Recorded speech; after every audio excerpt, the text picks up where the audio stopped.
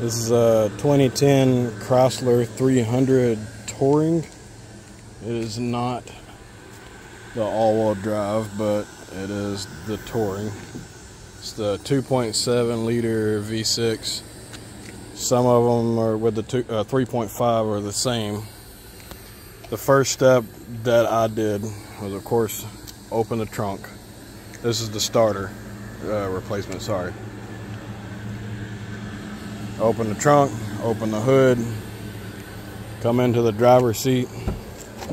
Make sure the steering wheel is perfectly centered. Use the seat belt to hold it in place. You want to run it through the bottom portion of the steering wheel, buckle it in, put the back portion around the headrest, lean the seat back as far as you can go, and then slide the seat backwards. That way it takes every bit of slack out, keeps tension on the steering wheel so it doesn't rotate. You don't have any issues with a clock spring after you're done.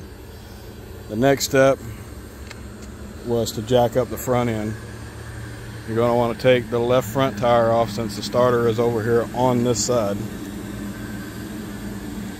Sorry, it's very hot here. It's Southwest Florida. It's so humid that sweat just pours off of you in a matter of minutes. Anyways, you jack it up to get ready to take the left front tire off.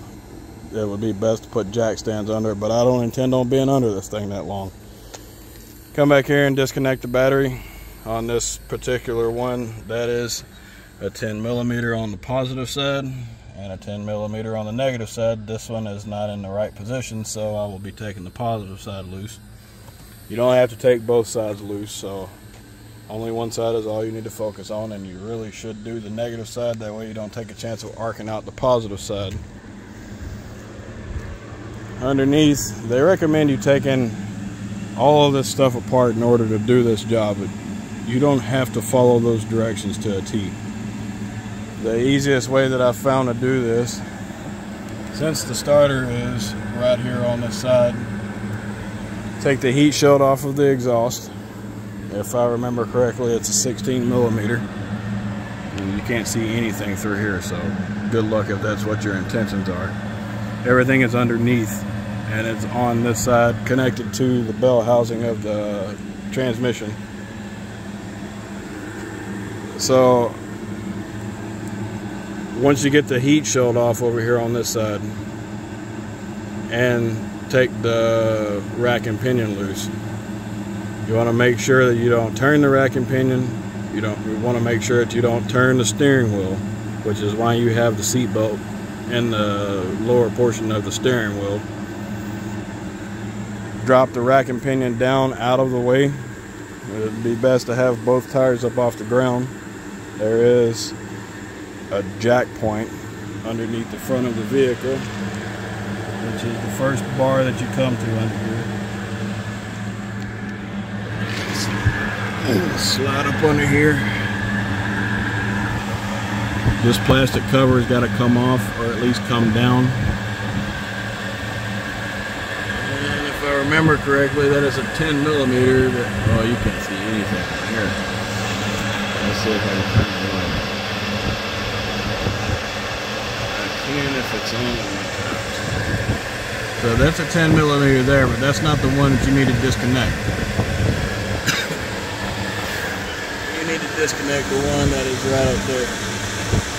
That way, when you go to access the starter, which is right up in there, you can slide the starter down and slide it back out of the way. You may be able to get away with taking both of them out if you put it back in its same orientation, but I would advise against doing that. Your rack and pinion bolts are not the nut there, but the bolt that's directly in front of it. It will not focus on it for some reason. There we go. That is a 15 millimeter on this side and an 18 millimeter on this side. You can probably get an electric ratchet inside of here and take that 15 loose while you hold that side with a open-ended or a boxed-ended wrench. Those bolts to the starter,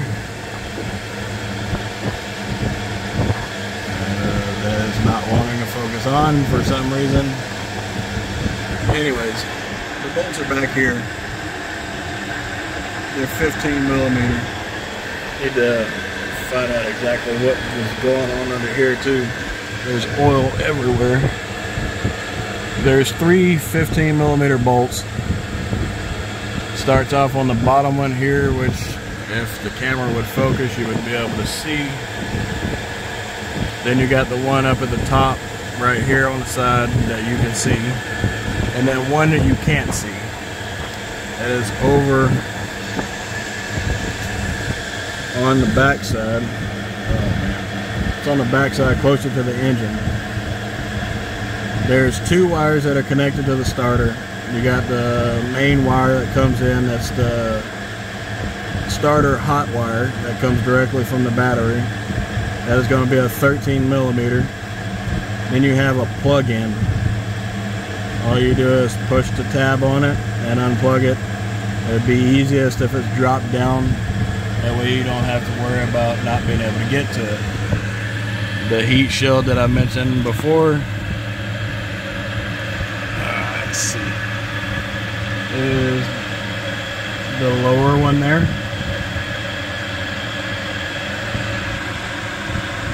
Sorry, not the one that is, not the one that is there, but the one that is here. That is a 16 millimeter that takes that loose.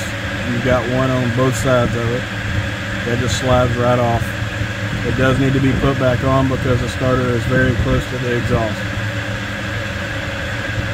It doesn't really serve much of a purpose since it's very thin aluminum, but it still needs to go back on regardless. Once you get ready to put it back together, make sure the starter is in the same orientation as it was when it came off. You don't have to take the rack and pinion all the way out in order to get it to drop down far enough to get it out of the way. You leave this side alone. You leave the other side alone. Don't touch that. You only want to take the nut loose here, or the bolt loose here, and up there, or just up there preferably. Then take that bolt there loose and the one on the opposite side of the vehicle. That way the rack and pinion drops down out of the way. This is a very simple, straightforward job. Don't overcomplicate it. You save yourself about $400 depending on which part of the United States you live in and how greedy the shop is that you're nearby.